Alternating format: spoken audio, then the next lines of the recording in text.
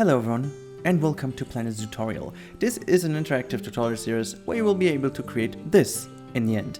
We are going to go there via landscaping, pathing, barriers, buildings, and also foliage, and you will be able to build alongside me with the blueprint provided in the description down below. But now let's jump into the episode and have some fun. Okay, here we go. We are in episode number 1.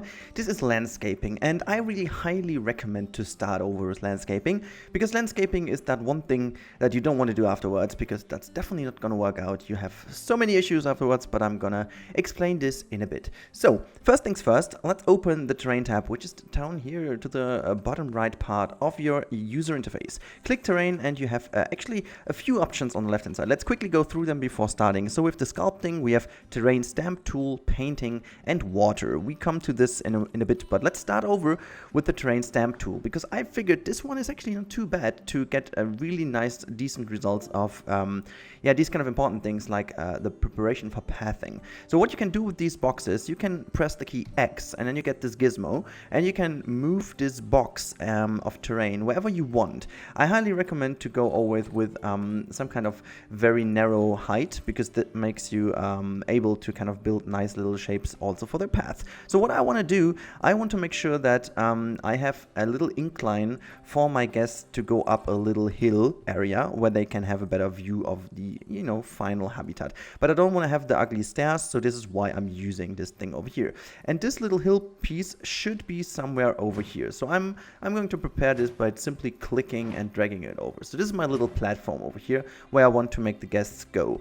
To get them up there, we need a little bit of a ramp. And this is something you can really nicely create with this tool over here. So you can see I'm just moving it down until you have this area over here very nicely meandering into each other. Actually, nice little ramp. So if I press this down, you can see it's easy, and you just want to drag this down until you get this orangey, yellowish kind of hint over here that you came to the ground level. Just click again.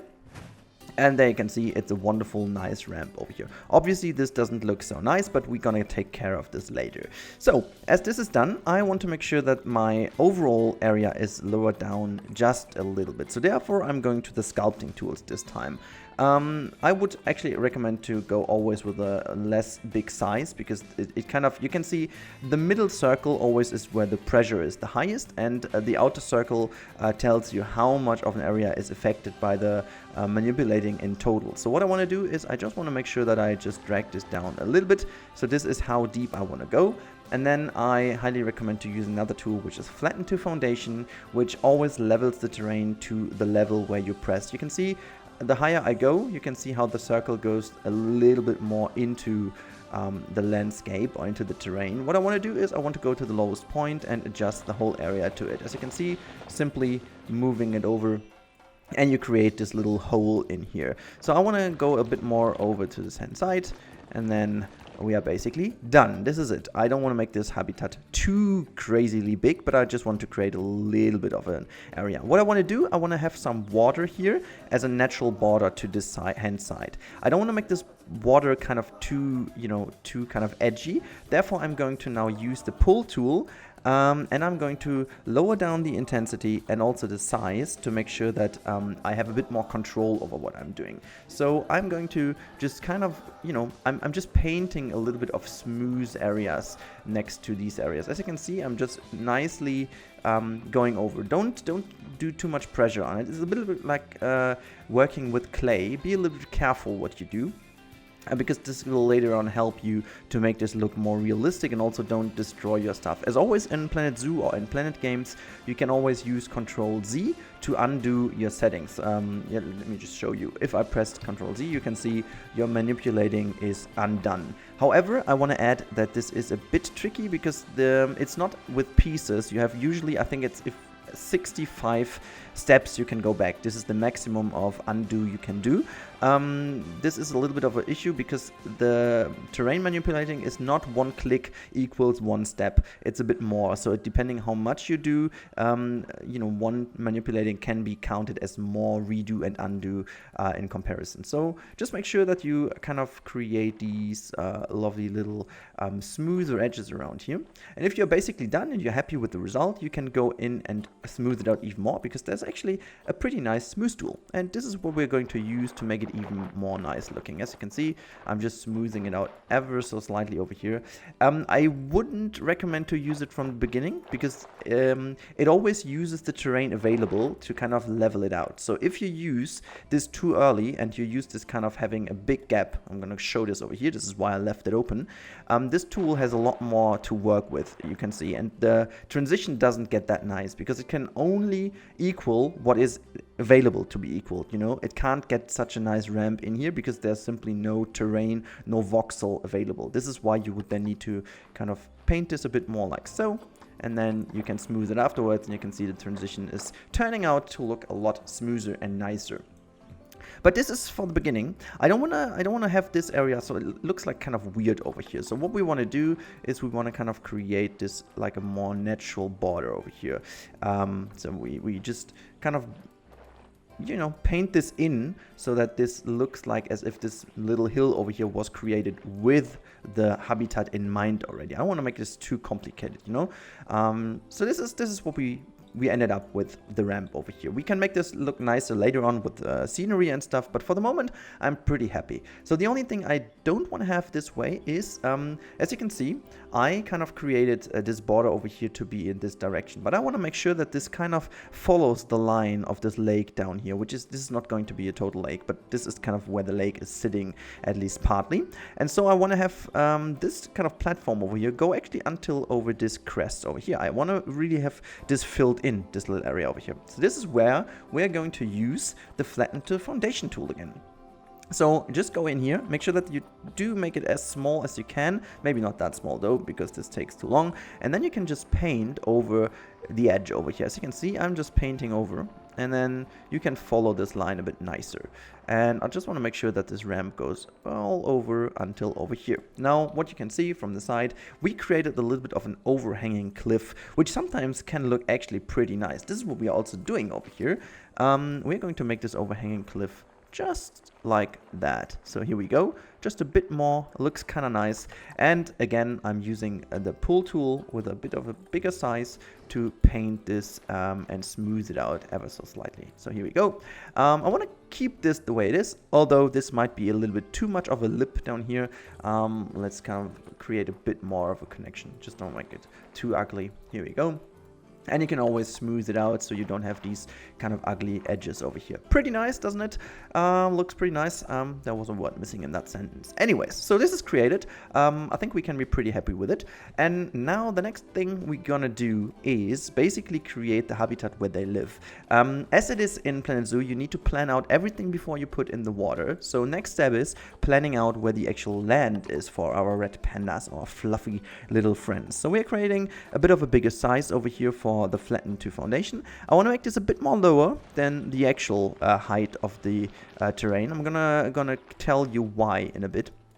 And I'm gonna paint this all over here. So this is basically the land part of our lovely little friends. So we are nearly done already. So what I want to do is I want to smooth this a bit more out over here, because I feel like this might be a bit too edgy, and I want to have like a little bit of a thing. I think pandas can't swim as far as I remember, so we can keep this a natural border. If I'm wrong over here, which might be, we will have to adjust things later, but this will be then also part of the tutorial, because in the last episode, in the 5th one, when you finish it all off, there are some detailings done, and this is also the foliage and detailing episode where I can show you how you can fill in gaps and little bits nicely without putting too much effort in. However, I'm quite happy with how it looks right now, so I want to test and put the water in. Here you go. Water is over here, the last bit in here, and you have two options, the calm water and the rough water. I'm going to show you quickly what this is. So with the water, you're going to the edge of a volume. So as you can see, I can drag it even higher over here. The blue line indicates which is the highest point of the water, where the water level will sit. Sometimes if the water volume is getting bigger, you will have a white line first. This white line is mentioning that the game is still calculating. This is because it's volumetric, and so it calculates how much water in there will be. So if you have like a way bigger lake, it will take a time until the line gets blue, because, you know, if it's blue, you can click and then it's there. So now let's stop talking and do it actually. Here we go, and you can see the little lake sits in here. So this is the calm water, and we also can create rough water. Let's do this again. Here you can see the big difference is actually the texture of the water. You can see it's a bit more, it does actually move a lot more. You have all these little waves in here. It depends a little bit on what is your favorite appeal of the water. I like this quite a bit because the reflections are a bit more, but sometimes the calm water is a bit nicer when you have like standing water and not a river. For a river, I would highly recommend to take the rough water, but I think we are going to take the calm water over here. Now, one thing to keep in mind, as I said, is you can't manipulate the land where the water was. As you can see, I can do whatever I want. It doesn't work. If I go a bit more over here, I can manipulate the terrain again. So everything has to be done before you go on and do the water. So this is what we did basically. Now, this is pretty much done now. What I want to do now is I want to create a little bit of a hill in the middle, which looks a bit more like a rock, so a bit more edgy, a bit more sculpted, you know, because that's the last thing I want to show you in this landscaping episode.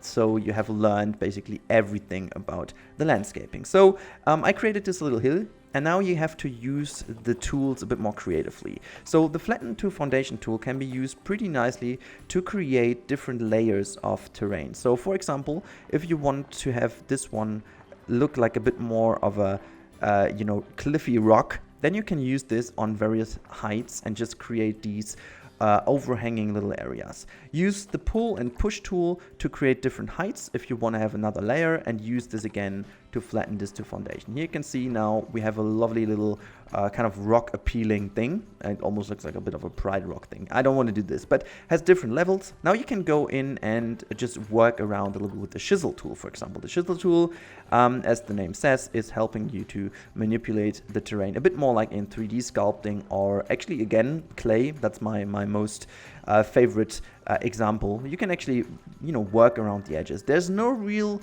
explanation how to do it, because you just have to get used to the tool and kind of learn it by yourself. It works like a chisel, as if you would expect it.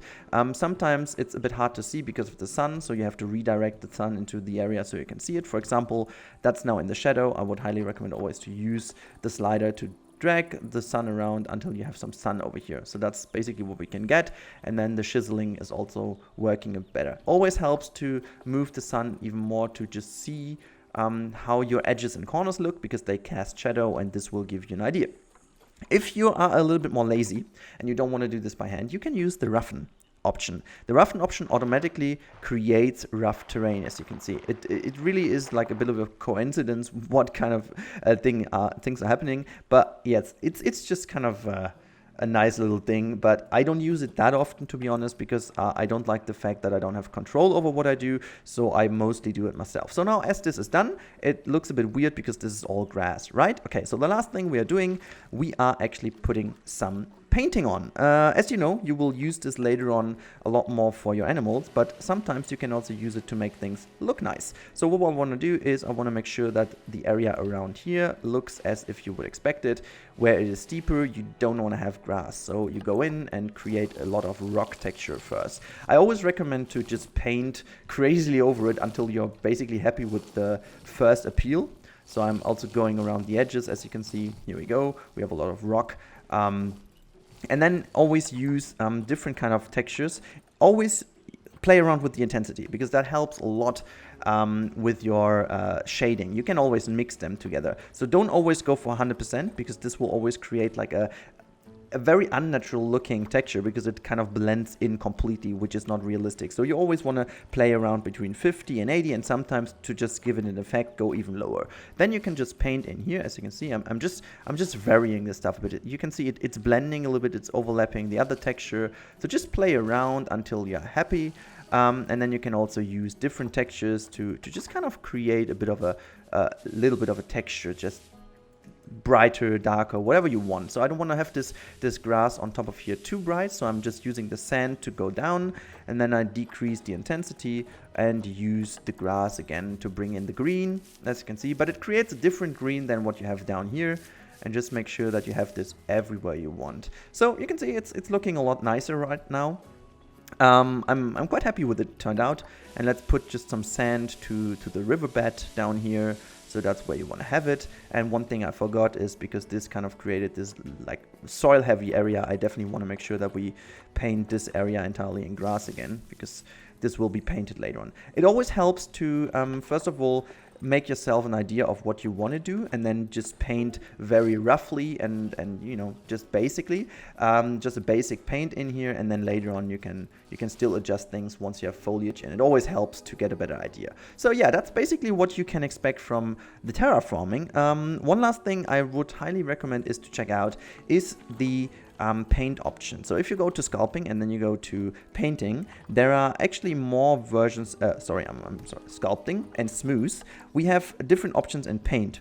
You can use sampled, which is then using the last paint you had selected in here. You can also use the way you selected. Sorry, that's the one you had. I always use sampled, because sampled is the one that it takes from over here. So if I lower this down, you can see it has no issues with the terrain or the texture, because it basically takes the texture that is available right where you click. If I change this to use selected, you can see no matter where I go, it paints the rock, because the rock is selected over here. If I change this to long grass and go back to my smooth tool, it creates long grass again. So I would always use you know, I would always use the auto paint or sampled. Auto paint always creates the paint that is in the map, so it will create grass on a flat surface, and if you go to a steep surface, it will use rock, for example. I always use the sampled one, and that's basically it. So yeah, I think this is all you need to know about landscaping. That's gonna make for a very boring thumbnail. I guess I'll take the thumbnail of the finished one and just highlight the terrain. However, guys, this is it for the first episode. As I said, there will be 4 more episodes. I'm continuing this now completely in one go, so this is a very good tutorial for you. Again, reminder, if you want to build along, just download the habitat. I'm going to provide this for you guys so you can work with it. And yeah, make sure to click that playlist as well, because I don't want to upload them all at the same point. Blame this to YouTube, because then people wouldn't get a notification, so I will spread this across the next 3 days. Episode 1 will be here today, and the next ones are following very soon. So hope you enjoyed this one. Leave some feedback down below. If you have any more questions regarding landscaping, make sure to drop them down. I'm more than happy to answer them. And then let's do the next thing. Next episode number 2 is pathing. So see you there, and have a good time, guys. Bye. Alrighty guys, thank you for watching this video. I really do appreciate that. As always, make sure to check out also my social media channels. You can find me everywhere under @Rennkamel. Also, big thanks to the crew. You can see it on the left hand side right now. And as always, if you want to see more, you click that card on the top right. And if you want to stick around because you like the stuff you've just saw, whatever, you know what I mean, just click that sub button, which is to the bottom right of the screen right now. But everything else I can say is have a great time and see you next time. Bye guys.